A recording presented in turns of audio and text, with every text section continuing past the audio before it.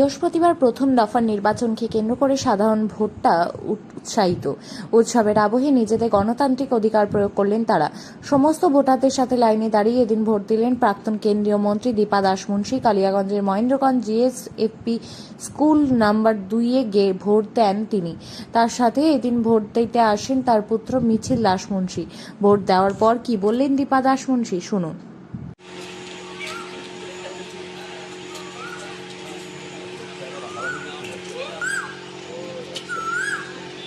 ভালো খাওয়া হয়েছে।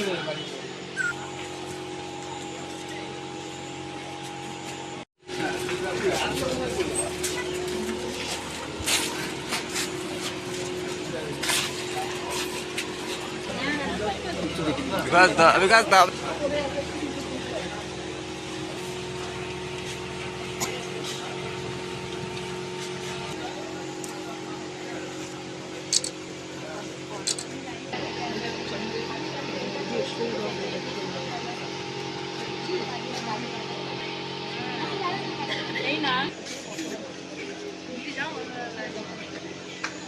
সাংঘাতিক ভোট, আপনার এই শব্দটায় আমার আপত্তি আছে। ভোটটা গণতান্ত্রিক পদ্ধতিতে একটা ভোট নির্বাচন। হ্যাঁ, এবারে সেন্ট্রাল বাহিনী এসছে বাংলায় এবং সেন্ট্রাল বাহিনী বেশ কয়েকদিন ধরে সব জায়গায় মার্চ করছে। আমার মনে হয় এটা শান্তিপূর্ণ ভোট আশা করছি, কারণ বাংলায় এর অতীতে বেশ কয়েকবার নির্বাচন অসম্ভব অশান্তির মধ্যে হয়েছে।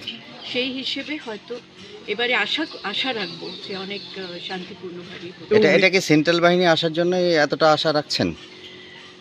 দেখুন, বাংলার যে অবস্থাটা, ল অ্যান্ড অর্ডারের যে অবস্থাটা সৃষ্টি হয়েছে, সেইখানে দাঁড়িয়ে কিন্তু মানুষের স্থানীয় পুলিশ বাহিনীর উপরে আস্থা মানুষ হারাচ্ছে। সেন্ট্রাল বাহিনীর দ্বারা ভোট করা মানে বোঝাই যাচ্ছে যে বাংলার ল অ্যান্ড অর্ডার অবস্থা ঠিক নয়। কিন্তু সেন্ট্রাল বাহিনী অন্য রাজ্যেও ভোট করেছে। আমি কিছুদিন আগে কেরলে ভোট করে এসেছি, সেখানে কিন্তু এইরকমভাবে সেন্ট্রাল বাহিনীর মোতায়েন আমরা দেখি।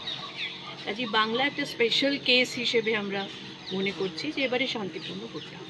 কিন্তু মুর্শিদাবাদ এবং মালদায় এবার যথেষ্ট ভালো রেজাল্ট করবে কংগ্রেস, তুলনামূলক যথেষ্ট ভালো রেজাল্ট করবে। সেই জায়গায় দাঁড়িয়ে আগামী দিনে প্রেক্ষাপট কি হতে চলেছে আপনার রাজ্যে কংগ্রেস ফিরে আসার?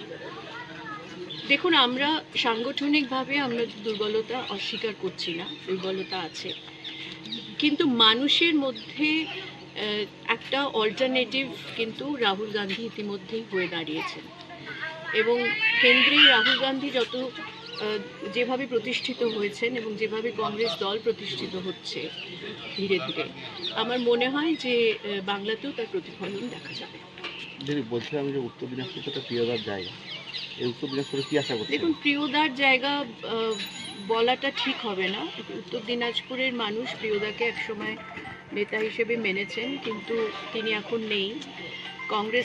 কংগ্রেসে যারা ছিলেন অনেকেই দল ছেড়ে অন্য দলে চলে গেছেন। কাজেই দেখা যাক কি হয়, আমরা তো লড়ছি সব সিটে। এবার আশা করছেন কত সিট পাবে কংগ্রেস?